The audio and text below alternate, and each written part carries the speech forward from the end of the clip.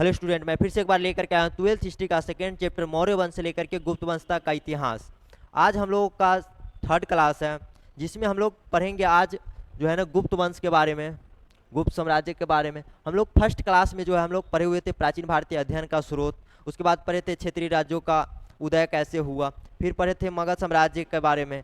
मगध साम्राज्य में ही जो हम लोग पढ़े थे हर्यक वंश से लेकर के जो है नंद वंश तक का इतिहास। फिर सेकेंड क्लास में हम लोग पढ़े थे मौर्य साम्राज्य के बारे में। आज हम लोग पढ़ेंगे जो है गुप्त साम्राज्य के बारे में। ठीक है, देखिए हम लोग देखते हैं गुप्त साम्राज्य का स्थापना जो है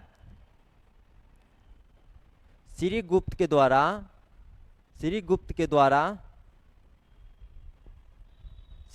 द्वारा जो है तीसरी शताब्दी में किया। ठीक है, तीसरी शताब्दी में जो है श्रीगुप्त ने जो है ना गुप्त साम्राज्य का स्थापना किया, लेकिन इसे वास्तविक संस्थापक नहीं माना जाता है, क्योंकि ये जो है ना बहुत छोटे जो है ना छोटे क्षेत्र पर जो है ना शासन किया। छोटे क्षेत्र पर जो है शासन करने के कारण जो है ना इसे वास्तविक संस्थापक नहीं माना जाता है। इसके बाद एक राजा आया चंद्रगुप्त प्रथम। वो मौर्य वंश में हम लोग पढ़े थे चंद्रगुप्त मौर्य है, और ये है चंद्रगुप्त प्रथम। ठीक है, चंद्रगुप्त प्रथम को जो है वास्तविक संस्थापक माना जाता है, वास्तविक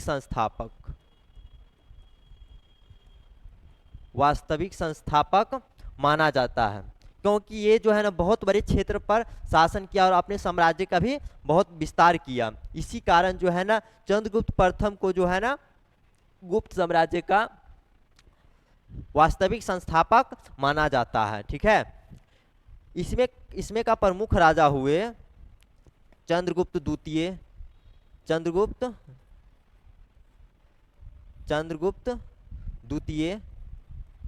उसके बाद हो गया स्कंदगुप्त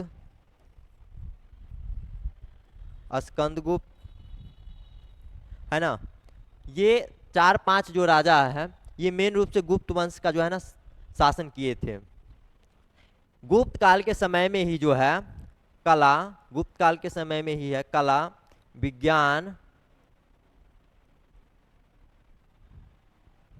विज्ञान, गणित,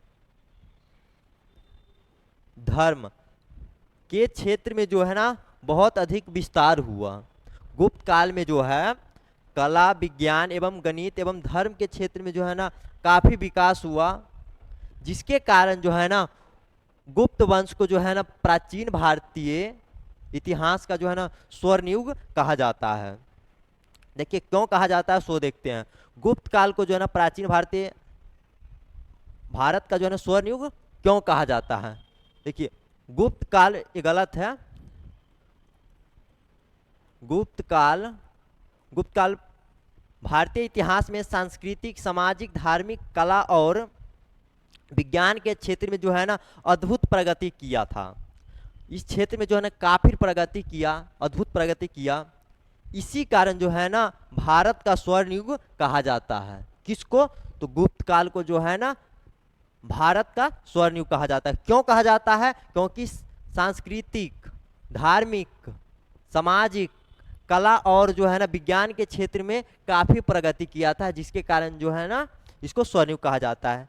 देखिए मुख्य बिंदु से हम लोग देख सकते हैं सामाजिक व्यवस्था में देखिए कैसे सुधार आया।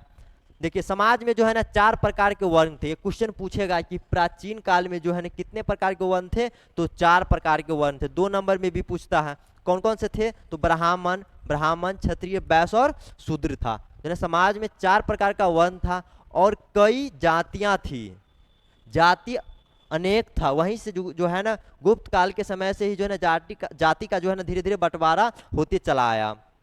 और वर्ण कितने थे, तो 4 थे वर्ण। और जाति और वर्ण व्यवस्था सख्त थी, लेकिन जरूरत पड़ने पर दूसरे व्यवस्था अपनाने की अनुमति थी। जैसे अगर दूसरी व्यवस्था अपनाना है तो है ना उस समय में शिक्षा को प्रधानता दी गया था, तो शिक्षा के आधार पर जो है ना अपना वर्ण क्या है बदल सकता था। अब देखिए स्थापत्य कला के क्षेत्र में गुप्त काल में जो है ना भव्य मंदिर का निर्माण हुआ, है ना, ये मंदिर स्थापत्य कला में जो है ना तकनीकी और सौंदर्य का बेहतरीन उदाहरण है। जो है ना बहुत अच्छी अच्छी मंदिर जो है ना गुप्त काल में बनाए गए थे, जिसके कारण जो है ना गुप्त काल को भारत इतिहास का जो है ना स्वर्ण युग कहा जाता है। देखिए मूर्ति कला, देवी देवताओं और बुद्ध और तीर्थंकरों की मूर्ति का निर्माण हुआ। उस समय में जो है ना धर्म की प्रधानता थी। धर्म के प्रधानता के कारण जो है ना धर्म के जो बड़े बड़े गुरु थे उनकी जो है ना मूर्तियां बनना शुरू हो गया, है ना। तो उस समय में जो है ना बुद्ध तीर्थकार और हिंदू देवी देवता थे उनके मूर्ति बनना शुरू हो गया। इस समय जो है ना मूर्ति कला धर्म से प्रेरित था। जो मूर्ति कला था वो, जैसे मूर्ति अगर कोई बना हुआ है वो किसी न किसी धर्म से रहता था। जैसे हिंदू धर्म हो गया, बौद्ध धर्म हो गया और जैन धर्म।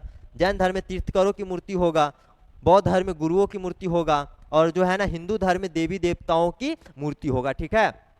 देखिए चित्रकला के क्षेत्र में गुप्तकालीन चित्रकला का उत्कृष्ट उदाहरण जो है ना अजंता और बाघ की गुफा में जो है ना मिलता है। इसमें रंगों, रेखाओं, भावों का अद्भुत उपयोग किया गया है।